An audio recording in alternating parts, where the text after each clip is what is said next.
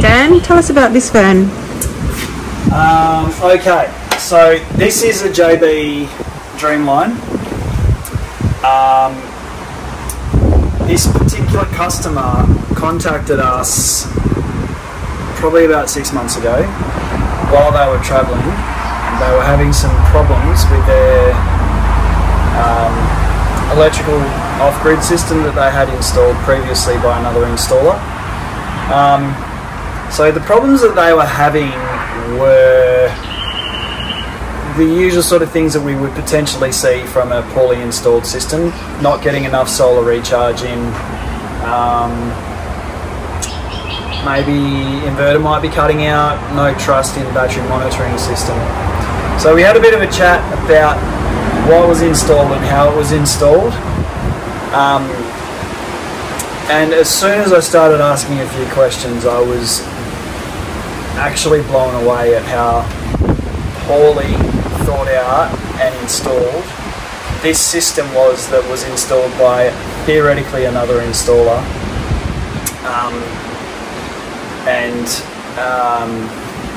Just the lack of care and attention that had gone into it. And I suppose what we want to probably outline to people with this video is what you should be asking for from your installer to make sure that you're not getting ripped off, basically, because this one unfortunately is something that's been done pretty badly. So come inside and we'll have a bit of a look. As you can see from this Caravan, this is a couples van with a club lounge at the back, a U-shaped lounge at the back, sorry. Let's just take a little quick look. Yeah, so they've got a U-shaped lounge at the back. We've taken the cushions out. I believe the original system that came with the van was just a basic AGM system, and they've had some work done to include some additional solar panels on the roof, a 3,000 watt inverter, and replace the AGM batteries for lithium batteries. Now, it doesn't matter what brand they are, but they're 3 120 amp hour batteries. The installer has utilised the original trays on the side of the van, which there only are 2, and put 2 of the lithium batteries outside, down in front of the chassis. So that would, on the chassis, that would probably be about here on the chassis. And the third one here under the bed. So first of all, you've got 3 batteries spread out from, you know, a good couple of meters of cabling apart, which, you know, we don't like to parallel up small batteries anyway, just from a few technical reasons for lack of sharing across lithium batteries and that sort of thing. So we don't do that in the first place. But if you're going to do that, you want to keep the cabling as short as possible to limit the amount of balancing issues that you might see across 3 batteries, particularly when they're basic batteries like these ones are, and they don't have the ability to have a communications link between them, which the BMSs talk. They don't have that. They are purely just batteries. So that's the first thing. Now, as you can see from where we're standing here, this is, you know, the bed. This is a big van, so this is a 23-foot Caravan. So the bed is here with 1 battery. The 2 batteries on the chassis will be somewhere down there on the chassis. And then if we purely just step out, 1, 2, 3, 4, comfortably 4 meters, probably more like 6 by the time you actually get the cable to be terminated. They've mounted a 3,000 watt multi-plus down underneath the seat here with cabling that is already too small for the inverter. So that cable there would be the equivalent of 50 square mil.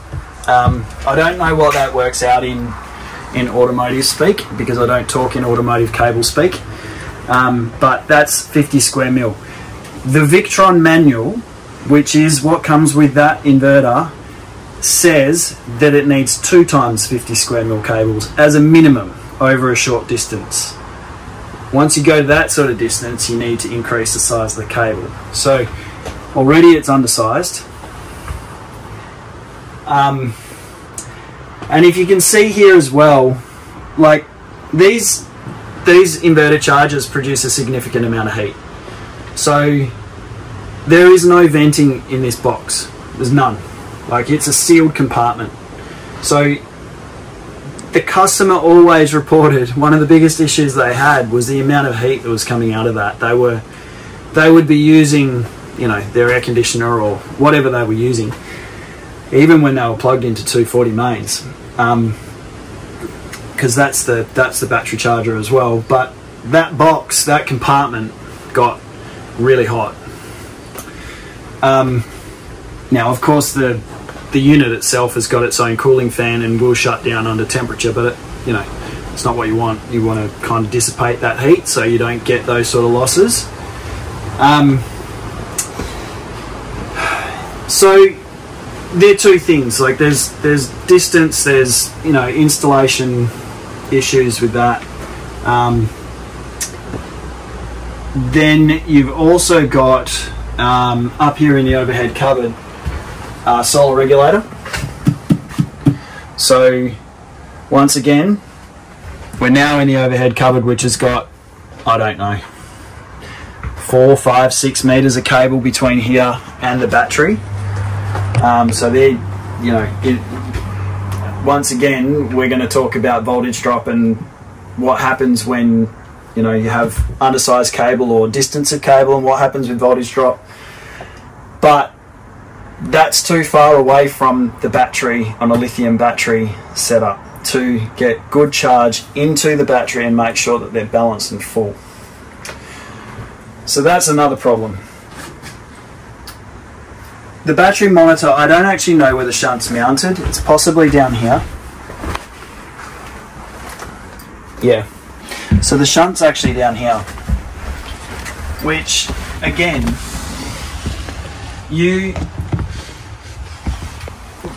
the battery monitor is the thing that tells you how full your battery is.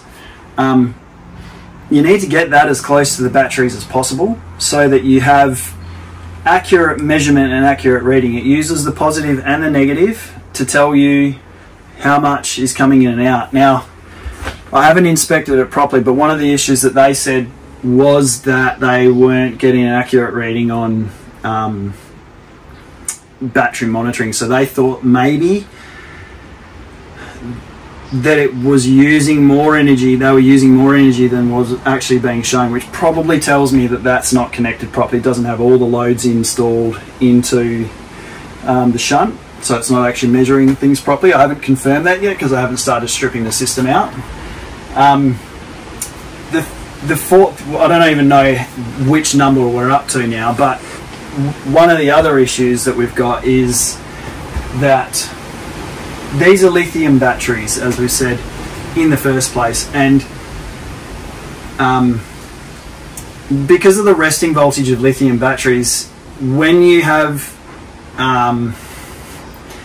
drop-in replacement batteries installed into your van, you're going to struggle to get charge in through your vehicle whilst you're travelling unless you've got a DC-DC charger.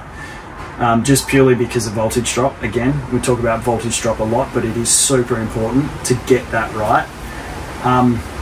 This system doesn't have a DC-DC charger installed, so they were never getting charging from, they would literally pack up in the morning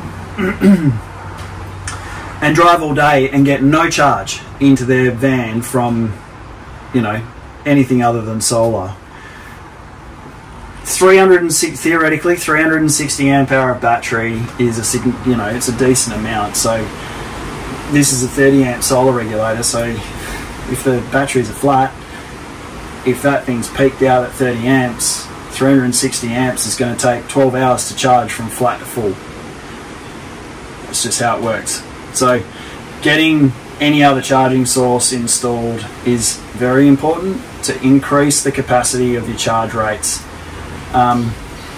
So without going too much further into the installation, this, and as I said at the beginning, this was in theory installed by a qualified off-grid installer. And I think the most important thing when it comes to this sort of stuff is you as a customer, you as an end user, need to understand who it is you're going to. You need to ask them for qualifications. You come to us and you say, hey Dan, can you show me your electrical contractor's license? Yep, no worries, here it is. Can you show me your worker's license? Yep, no problems, here it is. Can you show me your business insurance? Yep, no problems, here it is. All of our registrations, all of our insurances and everything like that, you can ask for that, no problems at all. We're more than happy to share with that.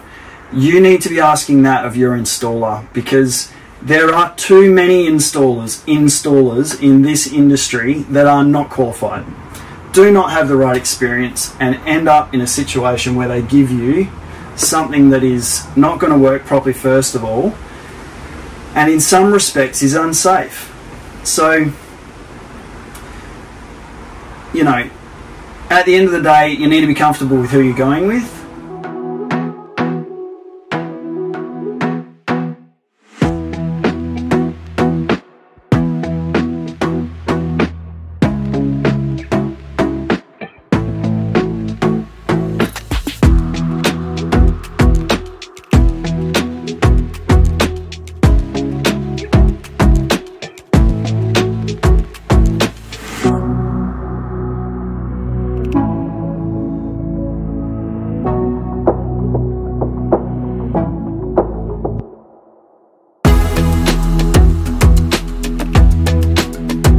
They need to be able to provide you with the right information, the right qualifications, and everything else that goes along with that to make sure that you are getting a quality build for the money that you paid. This build that was done in this van wasn't cheap. It wasn't a cost-effective build. It cost them thousands of dollars. So now they're paying that again to get us to fix it up properly for them because it didn't work. Dan, so apart from qualifications, there's a lot of customers, they don't have the technical knowledge to understand what an installer is telling them, whether it's right or wrong. So are there a couple of maybe one or two things that a prospective customer could ask an installer, and depending on the answer would identify to them whether that supposed specialist actually is a specialist or they know what they're doing? Like, are there a couple of key questions you should ask? Like things I don't know. Where the installer is talking about mounting the system gives you a very, very quick understanding of whether they do know what they're talking about or not. So, you know, like as we've talked about here, piecemealing equipment all over the different parts of the caravan, that's never going to work. That's properly. A red flag. That's a massive red flag. Yeah. As soon as an installer's like, oh no, we'll just retain the solar regulator in the overhead cupboard, and we'll retain the batteries down on the chassis, and we'll stick an inverter up the back end of the van and another battery up the front end of the van, that's a massive red flag. That's a no-no. Everything as close as possible together. And you know, some people were a little bit concerned about lithium batteries inside vans and that sort of thing, and that's completely fine. That's you know, if you get a good quality lithium battery that is compliant and has been put together appropriately, and your installer knows what they're doing, the likelihood of something going wrong is significantly reduced. In my opinion, I think the other thing as well is going to your installer and saying, show me your qualifications. Can you show me what qualifications you hold? So one of the key things there would be that they actually have that qualification. Correct. There's a lot out there that just don't. No, right. They 100% don't. Yeah.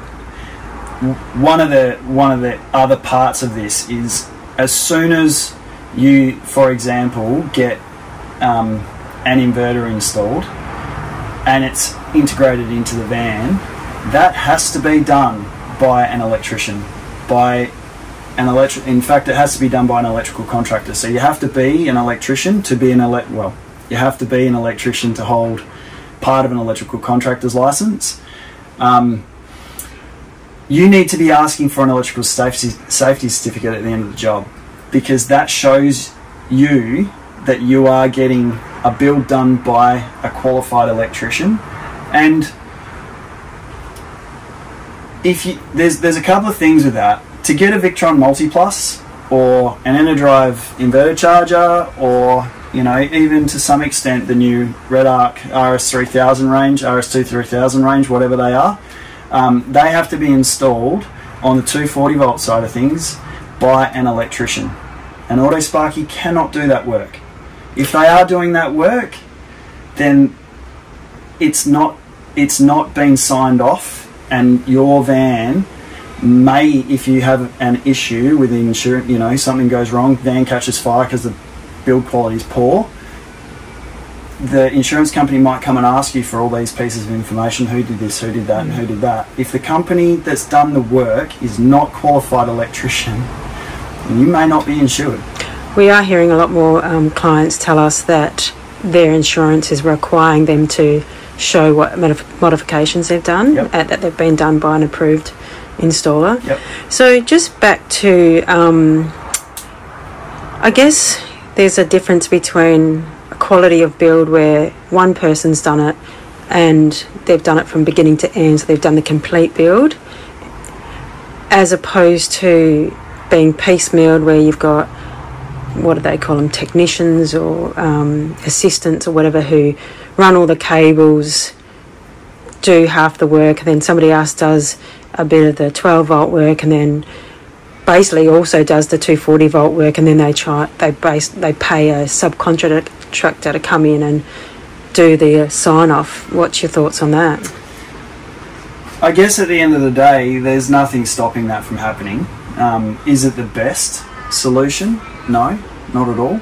Ideally, you would want one company to offer the solution as a holistic solution, because as a licensed electrician, we are the ones that need to comply to AS3001. At the end of the day, we're the ones that hold the license, and if an installation's done in a caravan or a connectable installation that incorporates solar, battery, any 240 volt work, at the end of the day, the signing off electrician takes ownership of all of that. So you want to make sure that that is all encompassed in one company if you can get that. As I said earlier, some of the people doing work in this industry don't have that option because they are an auto electrical company, and to be a licensed electricians, different kind of trade and all that sort of stuff, they may have a subcontractor that works for them. So what do they just come in and sign things off? Basically, they haven't actually done the work. They do the 240 volt install off the inverter, and then they will sign off the 240 volt installation. But at the same time, that 240 volt sign off has to incorporate batteries, battery isolation, battery monitor, solar PV, because that's all now encompassing in AS3001. So that signing off electrician takes ownership of that complete installation. So that's a question you should be asking as well. Is the electrician doing this sign off taking ownership of the whole build? And how much of the work are they actually doing, as opposed to just coming in and lodging a form? And there's nothing, I'm not suggesting that that isn't okay. There are some companies out there that do a good job in the sense of 12 volt installation, subcontractor comes in, does that part of the work. They've worked together a long time, so they know how each piece needs to come together, and they stick in their lanes basically. There's not too many of us that are across all of it. So you mean a qualified electrician doing these installations? Yeah. So there's not too many licensed electricians around the country doing this type of work. So it is a little bit unique. So as I said before, the most important things are understanding that at the end of the day, you're going to get a signed off electrical safety certificate in Western Australia. I'm not 100% sure in each other state what that is, but the signing off electrician needs to be taking ownership of that part of the build. Asking for qualifications of your installer is important. I can't harp on about that enough, because as I keep saying, there are too many people, just because it's 12 volt, that are just giving this a crack, having a go, getting a parts accessory fitter license and going and doing this work and having a go. Too much of this stuff is just being done. You are paying a lot of money to get an off-grid system installed into your van, because the components themselves are expensive, let alone the labour. So I think that's probably the most important thing. And then asking, as I said before, asking the question about how it's going to be installed, where your components are going to be installed, what do they look like, where am I going to get my information once I actually get my build. So is my battery monitor going to be mounted in the overhead cupboard or at head height somewhere so it's easy to use? Is my inverter controller going to be mounted in an overhead cupboard so it's easy to use? Or am I going to get it tacked onto the side of a cupboard because it's easier for the installer to put it in? Yeah, or under the bed. Or under the bed. Or under the cushions next to the seating, which we've seen, which has been just really hard to view. You know, things like my inverter charger, is that going to be vented? Because they need venting, they need to breathe, they need air. Can't just put them in a sealed box and expect them to work. It's not how it works. I think it's important for us as installers and experienced people in the industry to start talking about this stuff, because unfortunately the caravanning industry is one of those industries where it's a little bit free-for-all, and people are getting ripped off constantly, and it actually is one of the most frustrating things to hear about. We spend a lot of money on our caravans. We spend a lot of money up front, and then sometimes we go and spend a significant amount of money afterwards as well. So getting that right, and then not being left in the dark when you are actually having issues with your gear, because that does happen as well, that they are the most important things. Anyway, we'll leave it there. Bit of a downer video, but I think it's important to speak out about it. Cheers guys, see you later.